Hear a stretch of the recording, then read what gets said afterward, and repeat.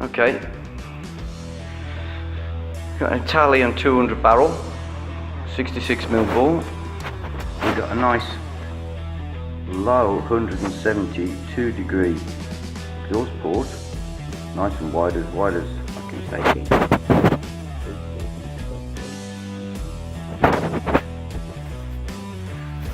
But what I'm going to do is I'm going to flow the casings.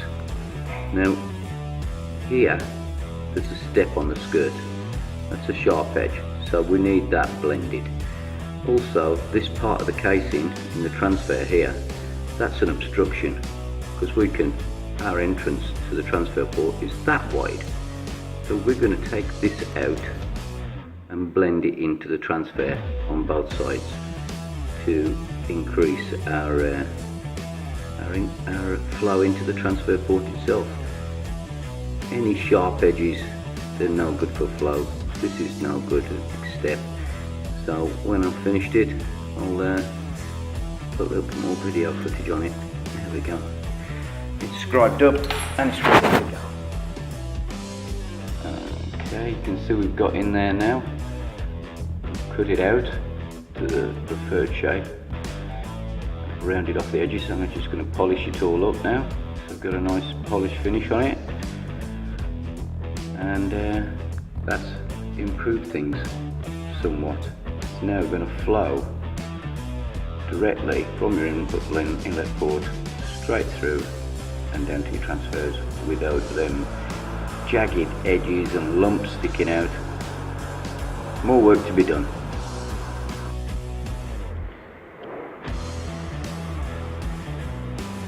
It's a weird colour. It's a bit of light.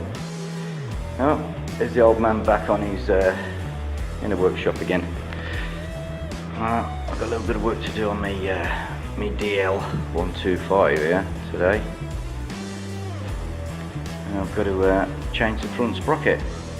I'm going to put a 19 tooth on there today because it's way under geared at the moment since I changed the barrel to a really torquey one, and this torquey exhaust I have on this CTS3 chisel speed exhaust, it now only revs to about 7,500, so I need to up my sprockets, but it is really torquey and it's nice to ride. So once we've got the sprocket changed, it should be much nicer to ride around on. Okay, we'll carry on. Okay, we've whipped the floorboard off. You can see a little bit more of what I'm running. I've got a big cylinder head on here, Ron Moss one. It's a Vanti head. I'm running a original cast iron barrel there. That's why I've got the Avanti head. Get myself some more cooling. Seems to work nice together. I'm running a shorty rig block on it, and I put a little boost port in it. I've got a bit of footage somewhere of some of the ports work I did on it, but I don't know whether I'll put that on YouTube yet or not. Well, anyway, we're going to change the sprocket, but as you can see, my CTS exhaust is spraying quite a lot of oil out of the joint here. So when we have this off, we're going to sort that out. I've already tried gasket sealant in there and that doesn't work. So I'm going to use some string wound round in the inside of the joint to create a better seal with some gasket sealant. Let's see if that does the job. Hopefully it does. Right, we'll carry on taking more things apart.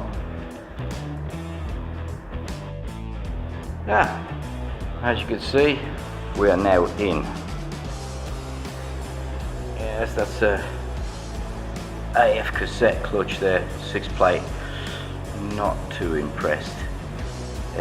Found that it's really not up to the job at all. The springs are really strong, and they have to put these really strong springs in there because the plates are very narrow, and even though there's 6 plates, there's still not enough surface area. Now because I've gone down on brake horsepower now, this is only putting out about, what, I don't know, 15 or something. if I'm lucky. I'll put slightly softer springs in. It makes it more rideable, easier to use, and 15 brake horsepower for a 6-plate clutch is a bit, you know what I mean? It should handle that really easily. So it's doing the job. But anyway, I'm running the Cyclone 5-speed gearbox, and I'm quite undergeared, running on a 17-tooth sprocket, and that was because I just didn't have a chain to fit. But now we have bought a 83 link chain, and we're going to swap the sprocket and then go up to some sort of decent touring speed.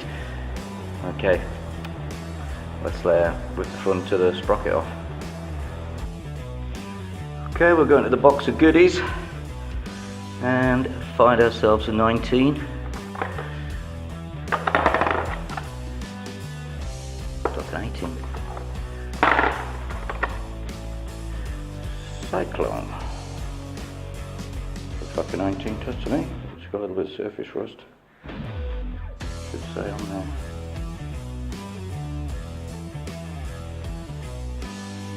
Just count the teeth anyway. 1, 2, 3. Okay. 1, 2, 3, 4, 5, 6, 7, 8, 9, 10, 12, 13, 14, 15, 16, 17, 18, 19.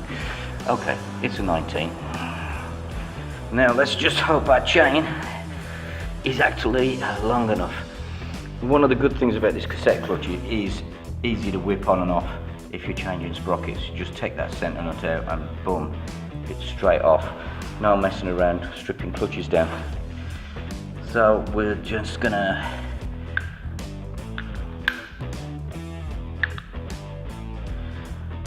so 19 tooth.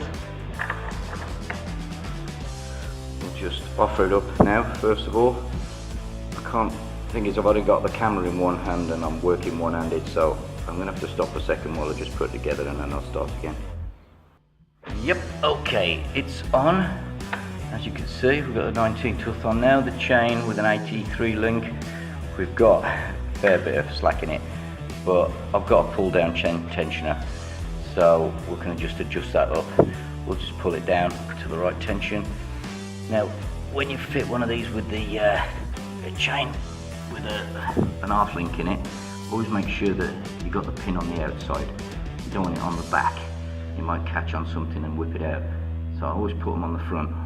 And if you've got a split pin, always make sure that the split pin faces away from direction. So as the chain's driving, it tends to push it on rather than pulling it off. Oh, there goes the compressor. Okay, that's our chain fitted. As you can see, tensioned up. We've just got about the right amount of slack in the chain. Not too tight.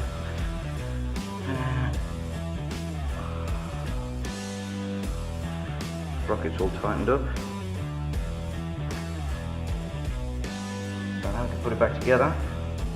A bit more gasket sealant and some fresh oil back in and rebuild it.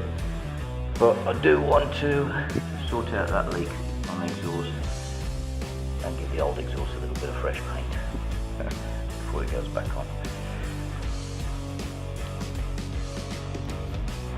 Right, here we go. What I'm going to do to try and seal this joint here is basically I'm going to feed some stringing around it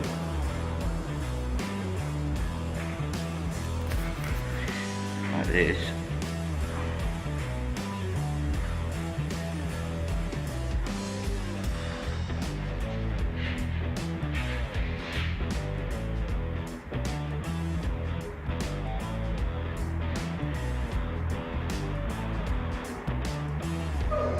It's not easy with one hand.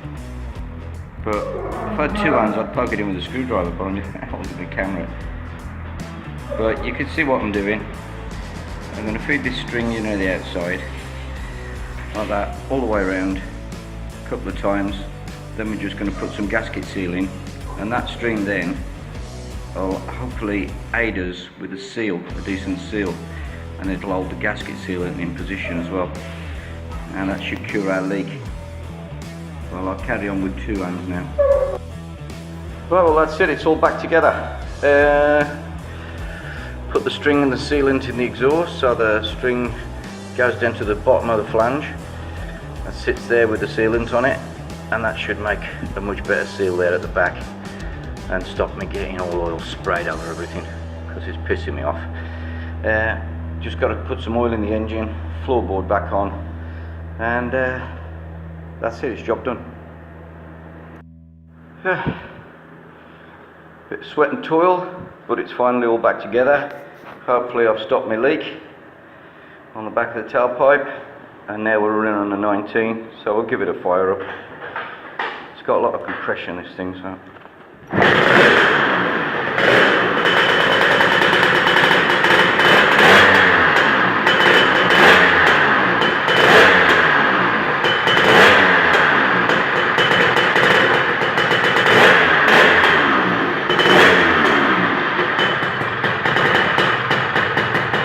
Yeah, that should do the job.